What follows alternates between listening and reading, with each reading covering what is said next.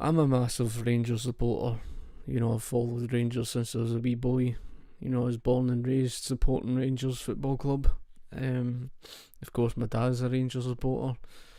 On my side of the family are Celtic supporters and whatever. You know, there's never been anything better than that. And I was brought up away from perhaps a lot of the sectarian division and whatever. Of course, these days you find a lot of political correctness. Now, the whole thing of recent, you've been seeing the stuff to do with the kneeling and players kneeling and whatever. I think they're just doing it out of respect, and I can kind of somewhat understand that. All right, Pee Wee, good to see. And but yeah, I mean, like I say, I was brought up supporting Rangers, and when it comes across to the political correctness that you see today, it's gotten way out of hand. It really has gotten way out of hand, to say the least. For those of you who don't really understand, I mean, up here politics is sadly part and parcel of Scottish football. That, it's not really the same down south in England. It's because up here there's the division between Rangers and Celtic, and of course, stereotypically what you're faced with if you're a Rangers supporter like myself, you're labelled with all sorts, that you're a monarchist, even although I'm not. But if you're stereotyped as Ranger supporter, you're some sort of right wing troglodyte or something, and that you hate everything to do with Ireland, and you're a British unionist, and everything they do with you being a Protestant and everything. These are the stereotypes that you get being a Rangers supporter, and the stereotypes that follow everything to do with Celtic.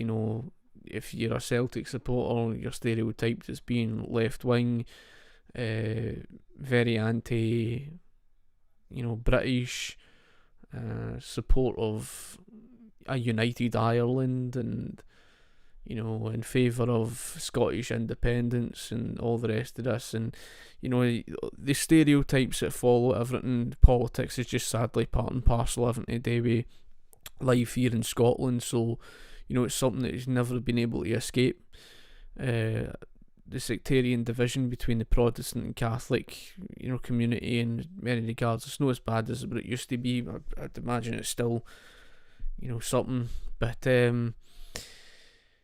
unfortunately, that's been bad enough in this country, and it's never really been able to escape that. But in England, it's never really been that way, and now you're seeing the whole Black Lives Matter thing that's really taken its foothold in this country,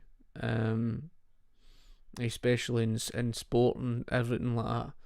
Unfortunate as it is to say, folk. So I'm just going to quickly check. Yeah, both are still running, that's good.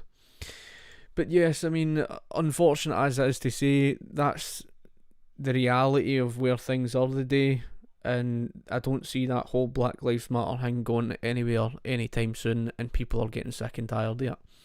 I think the real issue here is the fact that fans have not been able to get in the stadium, because so far this season, the teams have been playing behind closed doors. It's just this, the reality, sad fact, the way things are at the moment.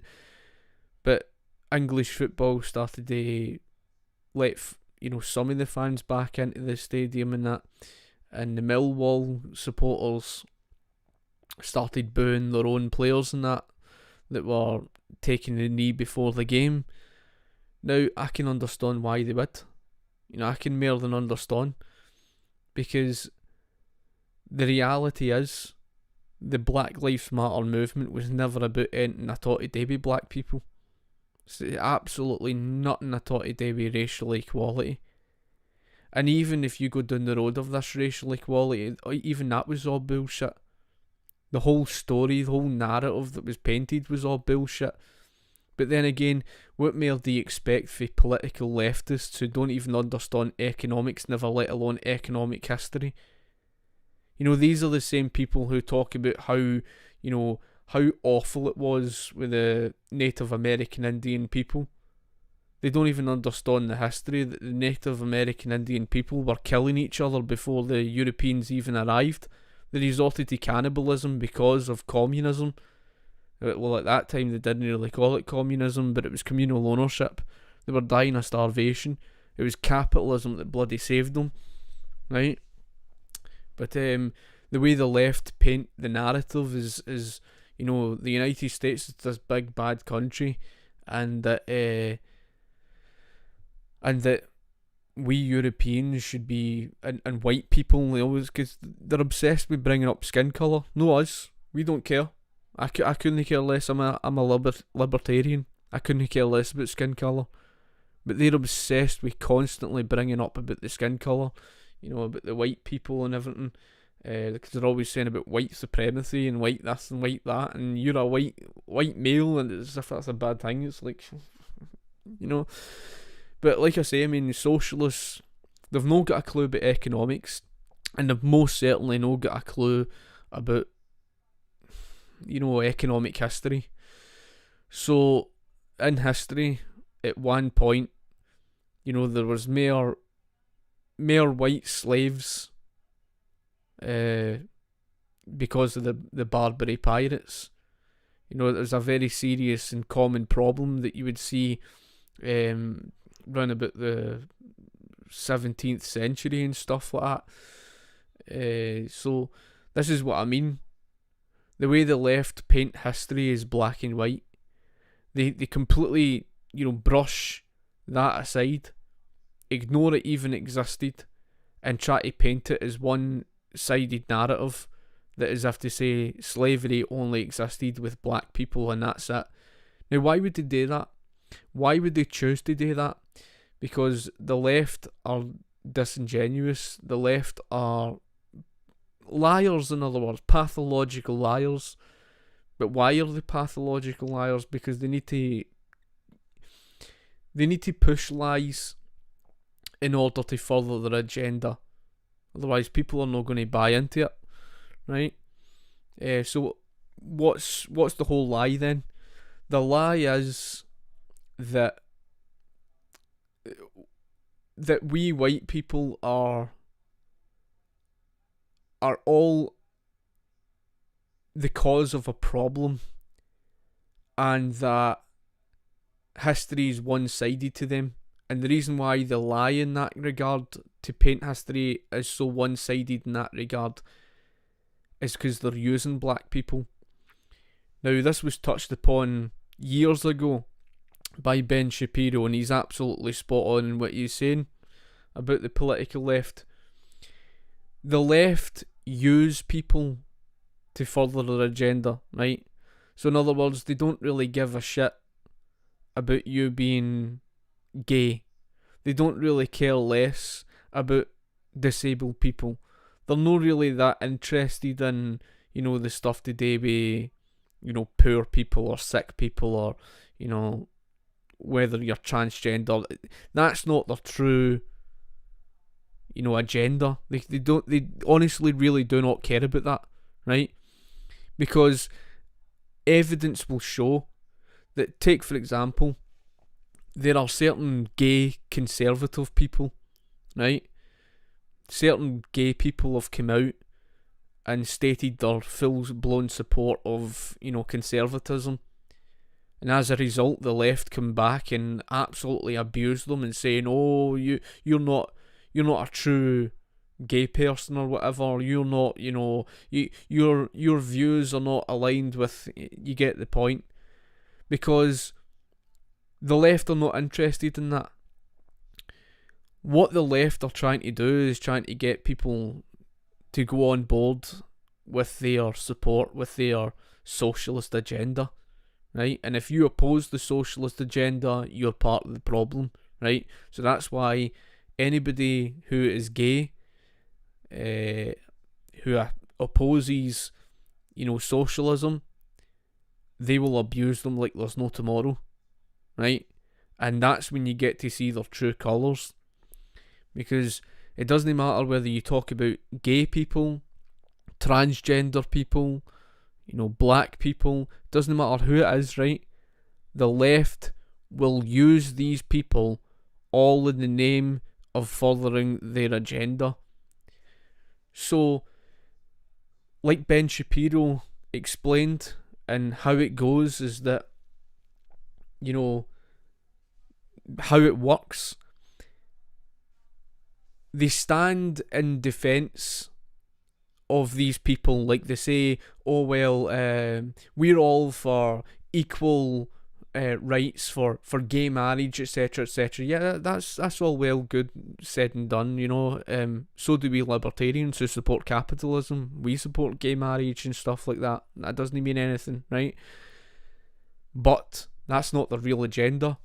See, the reason why they use gay people and black people and transgender people, etc., and disabled people is because they want you to think that their opposition opposes these people. Do you understand? They want you to think that conservatives are against disabled people. They want you to think that conservatives are against, or libertarians are against anybody who supports capitalism. In other words, they're basically trying to say, if you support capitalism, you're against gay people, you're against transgender people, you're against black people, you're against... You get the point, right? That is the true message and agenda behind these pathological liars, right? They're not interested in these people actually being gay, right, or transgender, or or being disabled, or whatever else, right? They're not interested, because their true colours shine bright the moment those same type of people come out in defence of capitalism. That's when you get to see the true colours of these people, right? And it's no different to that of what you saw with black people, right? Black Americans, for example. Now, there were certain black Americans who came out against the socialist agenda. And what were they calling them? I can't even remember the names because I'm not really clued up with American rhetoric. American terminology and names that they use. I think they were calling them Uncle Toms or something like that. Or these other names, to say that they're fake blacks simply because they oppose socialism. Now you see what the real agenda is. You see, the truth is, it's not really about them being black, right? They don't give a shit about all of that. They couldn't care less. Right? So they don't care, right? I'll get onto your comments, more of your comments soon, as you say, Lugton and Pratt. Yeah, I mean, folk can obviously say what they want. Some of the most racist people I've see this year was white Black Lives Matter protesters towards black cops, Uncle Toms, coconuts, etc. Honestly disgusting. Yeah, I mean, that's as racist as it comes. They're trying to say that they're white on the inside or something like that, and that they're, like you says, exactly there, Brad. Absolutely spot on, mate. I mean, what you've just explained there is exactly the stuff that they were coming out with. They were the true face of racism, right? Of being racist. And the whole thing was just using these names like Uncle Tom, etc. And like you says about the coconut basically being white inside, etc. Saying that they're not true black people simply because they don't agree with socialism. I mean, that really sums up the true face of them, right? So their agenda was never about that to do with, oh well, we actually truly care about black people. Well, if they actually truly cared about them, why the hell are they, attacking black people who oppose socialism? You know what I mean? That's because we actually can see right through their bull. But hello, night shift. But yes, I mean, that's the thing with the Black Lives Matter movement. And unfortunate as they say, and I've got nothing against these political messages and stuff like that, right? I've got nothing against, for example, in football with the Millwall supporters and stuff like that, and these teams, like my own club, Rangers, right, who have been taking a knee and whatever, and we've got numerous black players, and I love them all the same as much as, every other Rangers player, like Goldson, for example. The guy is an absolute legend. He's one of my favourite players. Defoe as well. Jermaine Defoe he's still scoring. He's just an unbelievable talent. I think he's shown that he's absolute world class. And you could go through Aribo, Kamara, all these players that are black and stuff, and I see them just every bit as much as mine, mine skin colour, and I don't even see skin colour at all. I just see them as players and the same as everybody else, and that's how things should be. And Rangers come out with a message about anyone, everyone, and I fully support that, movement. That everyone and anyone should be able to follow and support Rangers Football Club, and rightly so, right? So I'm not really fussed over that issue, but at the same time, I can understand why supporters come out and booed. Take for example the Millwall supporters. It's only because fans have not been allowed back in the stadiums yet, not to the extent, but fans have booed that, and Sky Sports came out with something about how some of the players and management are so disappointed, are so disheartened, and they're trying to, use and, try to make people feel guilty for booing, right? Try to make them feel guilty. Well, I'm sorry, let me make this point very clear. That Black Lives Matter movement was never from the get-go about slavery.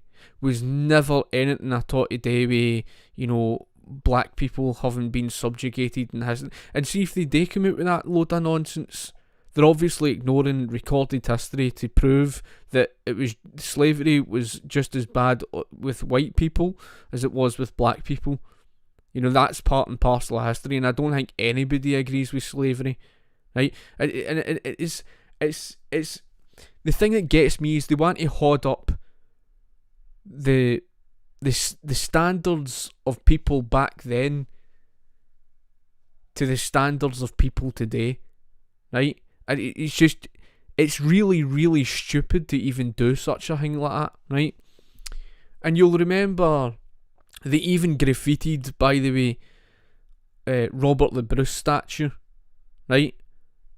Now, Robert the Bruce, what the hell did he have to do with black slavery and that? Because the truth of the matter is, the whole agenda was about trying to destroy everything in relation to do with your national pride. Because it's all in the goal of their universal, internationalist, socialist agenda of destroying every little bit of your national pride. That means anything that, relates to anybody having some sort of national identity or national pride, they want to destroy.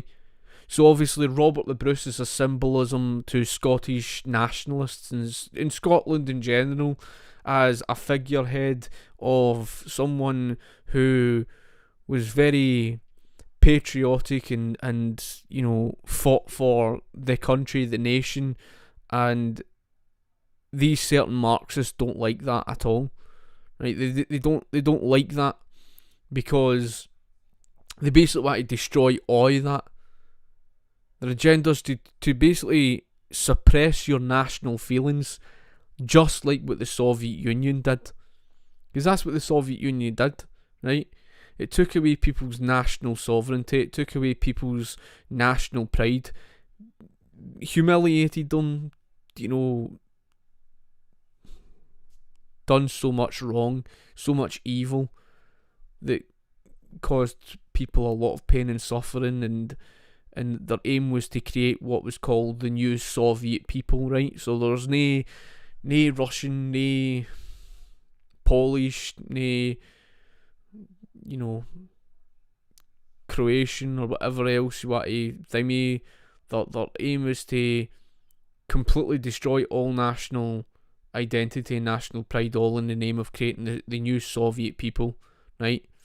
That's why they argue about, everybody being all the same, their agenda. I'm not saying everybody thinks the same way, because that's not the case. But you understand the point that I'm addressing here is the fact that this is what you would see. And the pulling down of the statues was nothing at all to do with the slavery at all. Nothing at all to do with it. You see, the reality is they just want to get rid of the history. It's exactly what the Soviet Union did. It's exactly what communist regimes do. You've seen it with China. Try to reword language and everything, and destroy all the history in that, so that kids could never learn it, so that you don't know anything at all to do with the history. And then they try to destroy the family, they destroy your belief in, God and stuff like that. So they try to destroy religion. Now, I'm not a religious person. I've never really been a religious person or that. It's never the case. I do like to have my banter, however, and have a laugh, and you always get the back and forth and stuff with the name calling and whatever with Rangers and Celtic and that. But that's always just, that's all it's been a case with me, is religion. But there are people who are religious, and which socialism seeks to do is get rid of all of that. In terms of Marxist theory, that is. But like I say, folk, these people don't care about the whole thing to do with racial equality. That's just a front. They say that. They say, oh, he's just talking pish. He's just telling you lies. No, I'm not. Actions speak louder than words. It's not a case of me talking pish. It's a case that is literally what they support. It's one of these things that they know that they can hide behind the likes of black people and try to use them just to further an agenda. And it's patronising. It really is patronising. They're making it sound as if black people are just stupid. It really is. And black people have come out themselves and spoke against it. These white liberals, you call them, or whatever. Black people have come back and responded, and rightly so. Because they're making black people out as if they're incapable of doing anything for themselves. And that's exactly how the left treat disabled people as well. You see, the way that the socialists speak about disabled people, no different with black people. The way they speak about them as if they're incapable beings of doing anything. That they're so beyond it that we need to be their saviour. It's like patting you in the head. It's so patronising. And one of the things that I was taught, even when I studied travelling tourism, and this was for airport security and all the rest of it, when I was studying at college at the time, when you're working in the airport, you don't speak to you don't speak to disabled people in any sort of way, and you don't speak down to them. You speak to them in their level, and you leave them to go about and doing their own thing, because they're independent enough to do things for themselves. You don't treat them like as if they're incapable beings. And the funny thing is, I sat there and I was thinking to myself, this is funny, because the way that socialists speak about disabled people, they literally do pat them in the head as if they're, just completely incapable. Well, it's no different how they actually treat black people. They've got this sort of patronising tone about them, as if to say, well, if it wasn't for us, where would you be? You know what I mean? It's like, I think a number of folk have woken up to that, bill. But, and this is the issue, because that's what the left is doing. They're using these people. All they're saying is they're basically saying that black people should hate capitalism, that socialism is the answer to solving all their problems, to create this racial equality. Again, they're hiding behind it. Do they actually care about racism? Fuck no. Of course they don't. They honestly couldn't give a shit about it. A person who cares about racism would acknowledge the fact that it's not just about black people, it's about white people and all, or Asian or whatever. But racism isn't as bad as what they're making it out to be. Yes, there's a problem with racism, but it's no as widespread as what they're trying to make it out to be. Right? So that's what they're trying to do. They're trying to make it something bigger than what it actually is. But they have to do that. They have to paint that narrative. Why do they have to paint that narrative? Because they have to try and use these people to further their agenda. And that's why I was saying that the moment a black person comes out in support of capitalism, then you see the real true face of these people. That they couldn't actually care less about anything at all today with, racial equality. They don't care. They're not the slightest bit interested. The only thing they care about is anything used to push for more socialism, whether it's through climate change or through using the Black Lives Matter movement. And that's what the whole agenda was about. And you saw George Soros was the one behind financing the whole movement. Behind the whole thing, in the Antifa as well. So when Sky Sports come out with all the absolute pish, and it's a shame, because I like Sky Sports and stuff like that, because obviously I watch my team Rangers and whatnot, right? But they came out recently because of the Millwall supporters. The Millwall supporters were booing their own players because of taking a knee. Well, I'm no surprised, right? Because the fans have not been allowed back in the stadium since the whole pandemic and everything like that. So as soon as the supporters get back in the stadium and they saw that, of course they were pissed off, because they know the real true agenda was nothing at all to do with racism. It was never about black people. It was never about, slavery of the past. They can see right through the bullshit.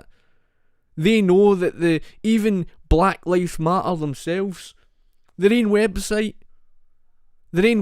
comes out and says, well, we want to destroy the nuclear family. And, they're basically telling you themselves in written detail. And even a black British boy, I'm pretty sure his name was Luke, was it? That I posted the video of, and the series of the Black Lives Matter videos, and Tommy Robinson had actually, I think, interviewed him or whatever, and the boy himself is black, right? And even he can see right through the bullshit. He was basically coming out and saying, well, at the end of the day, I mean, they took it for this Black Panther movement, which was openly racist and anti-white itself, right? An actual racist, anti-white, black supremacist group. Now, there's the double standards, right? They're very quick to abuse people who are white supremacists, which white supremacy is wrong. All supremacy is wrong, right? White supremacy is just wrong. There's no way you can justify it, right? As a libertarian, I would stand strongly against it. And you see the mainstream media try to make Donald Trump out as some sort of white supremacist and recently put them in their place, but that's the issue, right? It's the double standards. When it comes to black people and black supremacy, they honestly try to justify it. And how they try to justify it is they say, well, maybe if white people didn't... Well, hold on a wee second here. What do you mean, what do white people? So they're just going to ignore the history of white people being kept as slaves by the Barbary pirates? Of course they are. Of course they would do that. They have to wipe that history out. The reason why they have to wipe that history out is because, again, they have to try and lie to you to further their agenda. That's how they operate. That's exactly what they did with the Industrial Revolution. They lied about the entire Industrial Revolution to get people to oppose capitalism so that they could usher in more and more socialism, which is why we're living in this mixed economy today. It's exactly what they do. They're compulsive liars, and they know it. They'll never be... Not even if you pult them up on it, they act like narcissists. You know, folk who don't understand narcissistic personality disorder, narcissists loathe themselves. They absolutely hate themselves. They've got low self-esteem. They are filled with such childish hatred and envy, and you know that they generally, they cannot take the blame and self-responsibility. They always project the blame off onto somebody else, right? What does that sound like? Of course, socialists, when it came to, you know, the likes of the Soviet Union, we'll just project the blame off and say it was all state capitalism, or they'll just say, oh well, when it came to Cuba, with the dictatorship and all the rest of it, they'll say, it's all the United States blocks and stuff like that. If it wasn't that, it was, you know, Venezuela, and if it wasn't Venezuela, it was Chile, and they used the same old excuses. It's always the United States of America's fault, because that's how they operate. It's always projecting the blame off elsewhere, just like Second Thought. And I've actually just recorded a video that I'll be putting up on YouTube soon, the Second Thought, because I'm going to get around to editing it tonight. But I thought I would get in a live stream the now. But that's the issue. Right? They honestly act like they've got narcissistic personality disorder, where everything is always projected to blame off elsewhere, and that's exactly what they do. And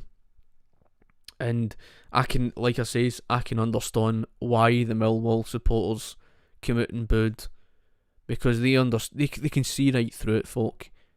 It nothing at all to do with dimmy. And when people come out and say, and they rightly say it, when people come out and say all lives matter, what they're saying is they say, yes, of course Black Lives Matter, of course they do, bloody well right they do. They matter just as much as everybody else, right? That's what they're saying. But they're saying that every life matters.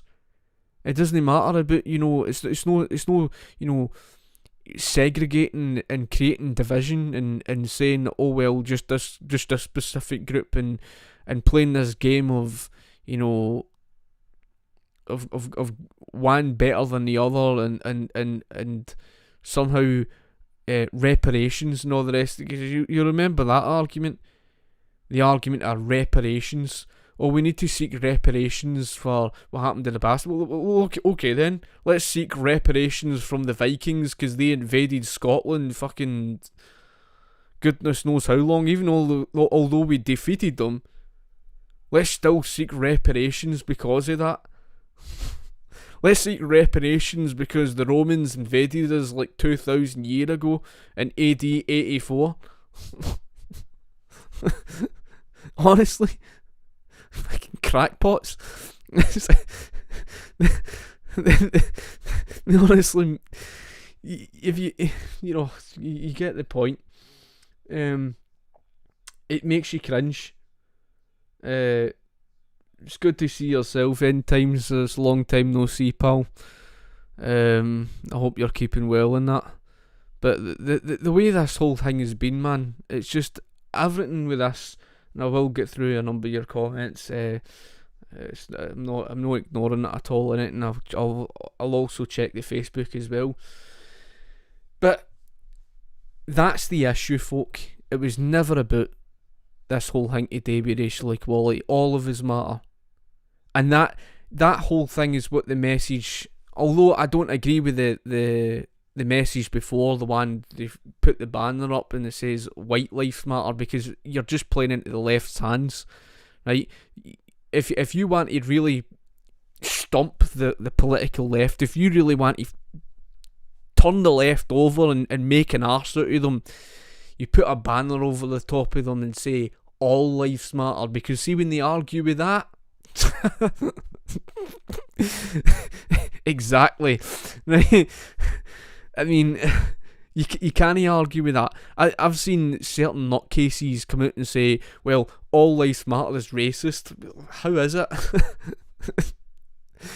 They're illogical, right? So that's basically how that's how you actually put them in their place. But yeah, it's really sad. It really is sad, because the people are booing it because they understand it's a Marxist organisation. They've seen through it. The defunding of the police was never about that police incident. Never. They hide behind that. They pretend that it was about a racist policeman and all that. They pretend that that's what it's about. But the reality is, that was never the agenda. That was just an excuse to carry out all the vandalism and burning and looting. And the reason why they were burning and looting, vandalising the private property, is because their real agenda was what you saw picturesque of the Capitol Hill Autonomous Zone. And then they tried to deny that was their attempt at libertarian socialism, when in reality that was their attempt. That was their attempt from the get-go. You could even hear video evidence of it. I don't know if you've seen or watched the video. It was about 45 minutes long. Most it was blacked out. I think it was after about the 11th minute or something. If you've not seen it, it's well worth it. All you hear is constant fights, and the boy's glasses get broke after about 11 minutes or something like that, and all you hear is these constant fights and everything, and they're going about, self-policing and all the rest of this nonsense, right? So it basically was their attempt, and it failed so miserably, because they destroyed,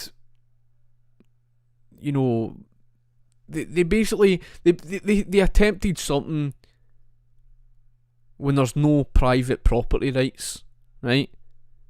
And you've got no private property rights.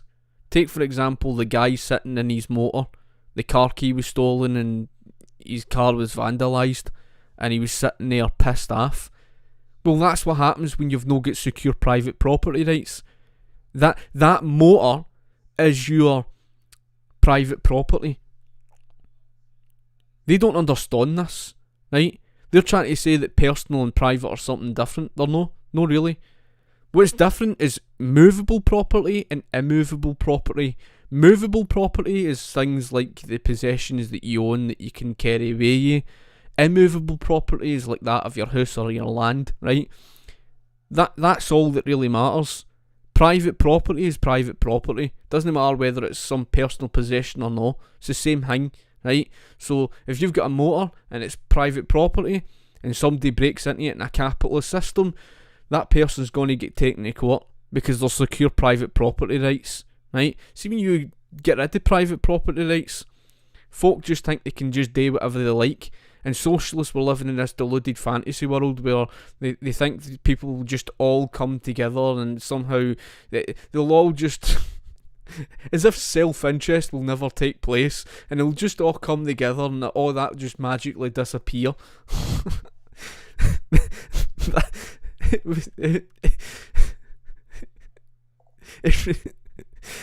Chaz was absolute comedy. Probably, it really is the best thing. I don't know how anybody could say that 2020's been a nightmare. I actually think 2020's been one of the best years that I've seen. 2020 was really the was really the top. You couldn't get any better, put it that way. Don't get me wrong with the whole stuff you've been seeing in the lockdown, and I can understand people's businesses have been lost and stuff like that. I agree that's been awful, and I wish that was never the case. I really wish that was never the case. But I've long argued anyway that see these problems and stuff like that, they were long coming before that lockdown.